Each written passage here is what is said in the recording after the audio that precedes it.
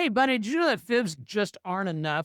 You need something to stack on top of them to make them more successful. And in this episode, guess what? We're going to cover the things you need to put on top of the fibs so that they'll even be more successful than just trading the fibs by themselves. We're going to be talking about how to confirm with momentum and trend lines and support and resistance. Sound like a good deal? Let's go. So let's start combining some of the clues that we're doing with the magic fib boxes. One is more clues equals more conviction. And so you know when to step aside and not do anything. And they also provide some confirmation so we don't have to chase. If you want to know what separates guess from great trading, it's convergence of clues.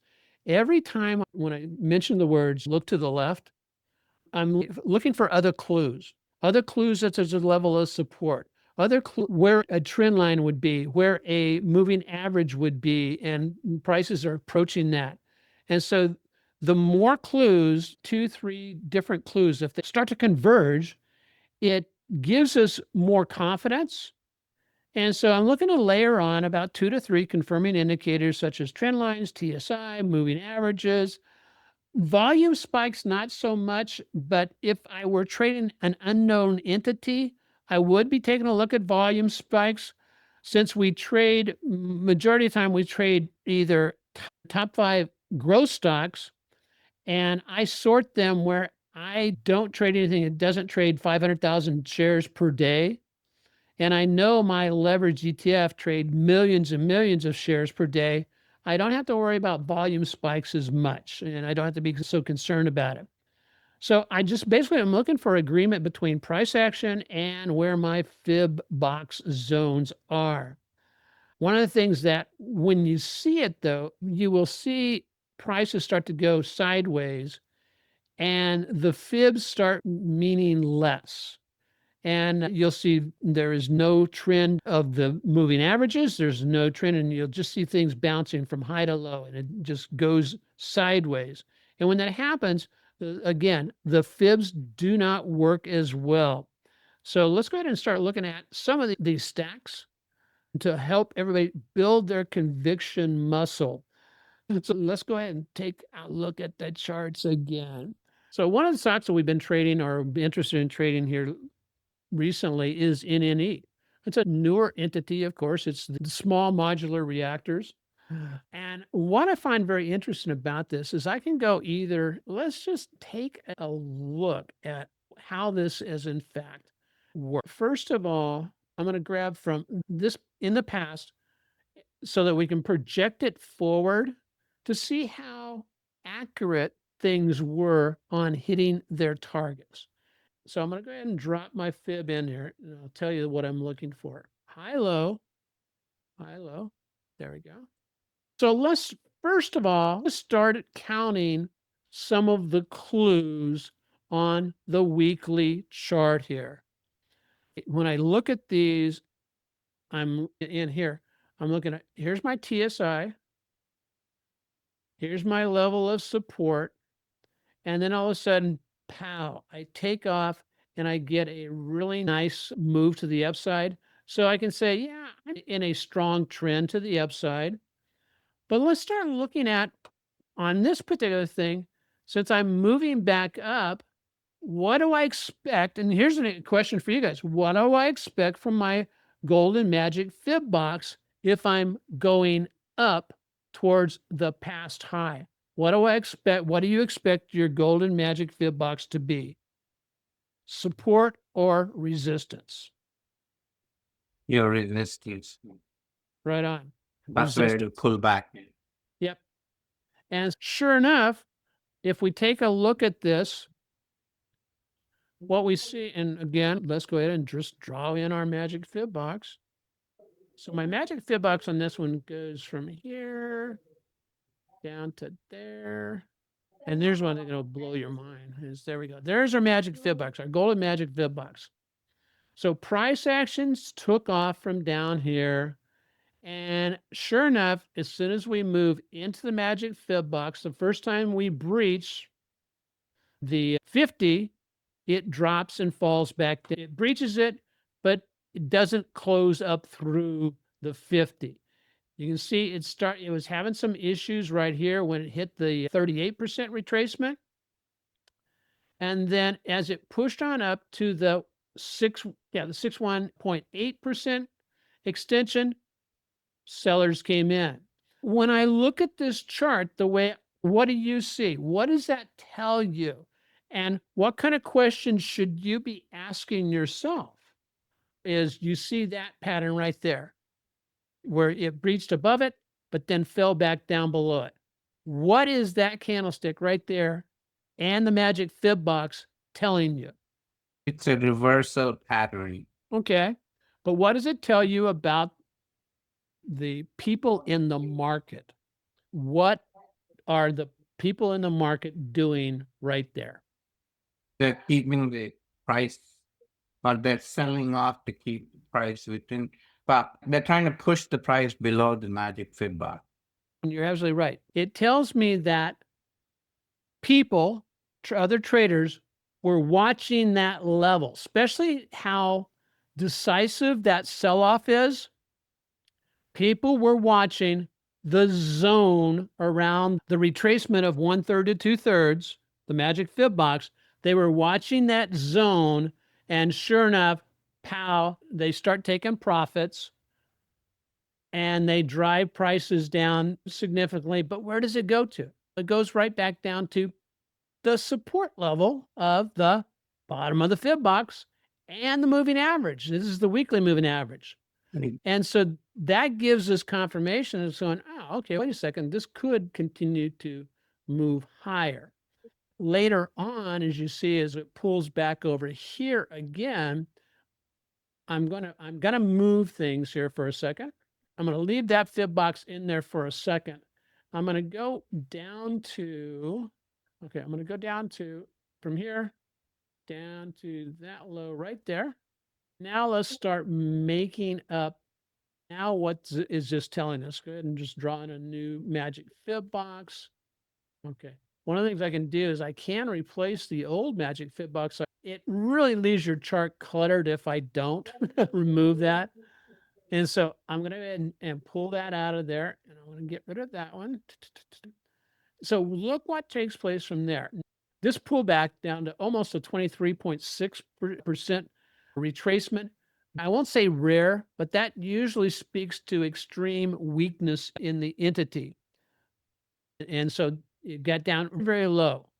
But then it didn't stay there and gets a one-day reversal back up to the upside that turns out to be a bullish reversal candlestick. Look to your left. I've got a level of support. I'm also approaching breaking a downtrend line. Also, what's going on over here? My TSI on the daily chart is basically providing me a signal. So how many clues do I have? I have the reversal candlestick, 1. I have the momentum, 2. I have past support, 3. So when I count up the clues, when you have anywhere from 2 to 3 plus clues, that oftentimes is a very strong indication and setup and trigger telling you, okay, let's get ready to take the trade. Let's be ready to take the trade. And so again, this is just on the weekly chart, the weekly chart only. Now, what's kind of interesting is I measured, where did I measure? Okay, I measured from that high to that low. Now let's flip this over one more time. Now, some people will, with their Fibonacci's, and I don't like doing this, but some do, they will, remember the Fib Queen, Catherine Bowden, she'll lay in various fibs. And her belief is that when you have a coming together of multiple fib levels at the same point, that is depicting a strong level of support and all that kind of stuff. To me, it depicts a very cluttered chart. If you think my charts are cluttered, hers are just, I'm going cross-eyed here. Then I have one question. Yeah.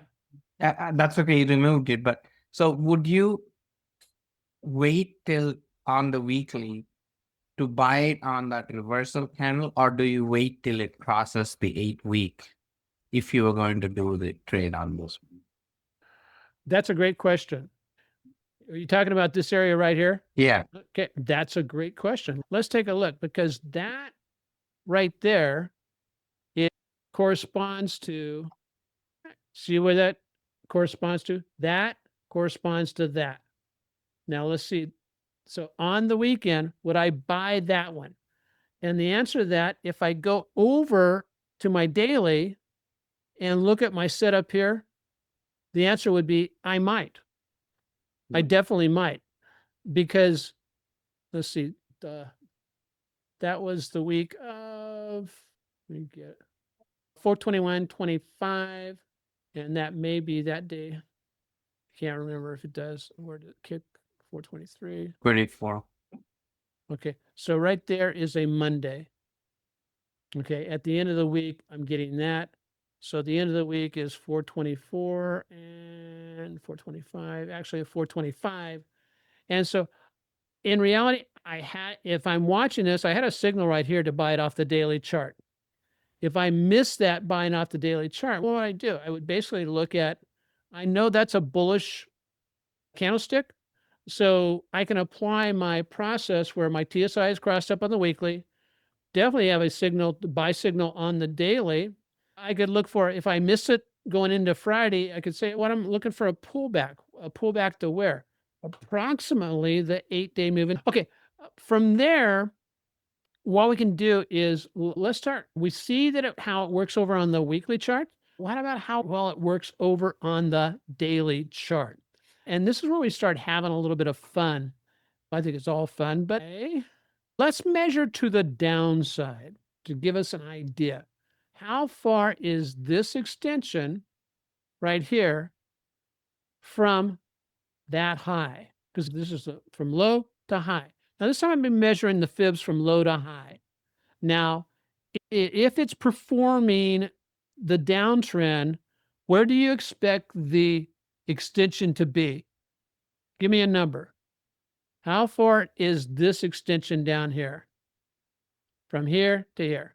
I'm going to measure from, I'm going to do a fib from here and see how far the extension is. Give me a number. I need a number for extensions. Where do extensions likely go? Is 200? it 1272? Is it 1618? Is it 200%er? 200. Who else? 1618. Let's find out. So on this one, what I'm going to measure is, now I'm looking for that right there. So I'll just put a little circle around that. There. And I'll measure from there. So I measure from low to high in this case. And what is that? And the winner is 1618. Is that amazing or what? I mean, it just, and so how do you use, okay, you tell me, how can you use this information if it's something you're taking a look at? Let's say you're in a downtrend and you're waiting for, saying, when's this downtrend likely to at least slow down and stop? You've got some good targets. You're knowing your 60% chance that it's going to get there is the 1272, the 1618, or the 200. Now, let's take one more here. This, I have a low, high. How far did this one get, guys? The move from here to here, down to there. Give me a number. If you can, just type it in. 1272, 1618, 200. 1272. Let's measure it. Right back to there. And was that you, Alan? Yeah. You came pretty darn close, man. What do you think? Yeah. And so then once you start doing the reversal back to the other side, and again, you can go micro, you can go daily, you can go weekly. And again, as I said earlier, the weekly is the strongest. So now what about to the upside? We had this move from here to here, and that's a swing high. So let's just do it one more time here. Here. And look at that. Pull back right to the 1618. And then breaks out and continues up, hits the 1272, comes really close to the 1618, pulls back. And when you start getting these moves like this, look at all the clues that set up on this pullback. Support.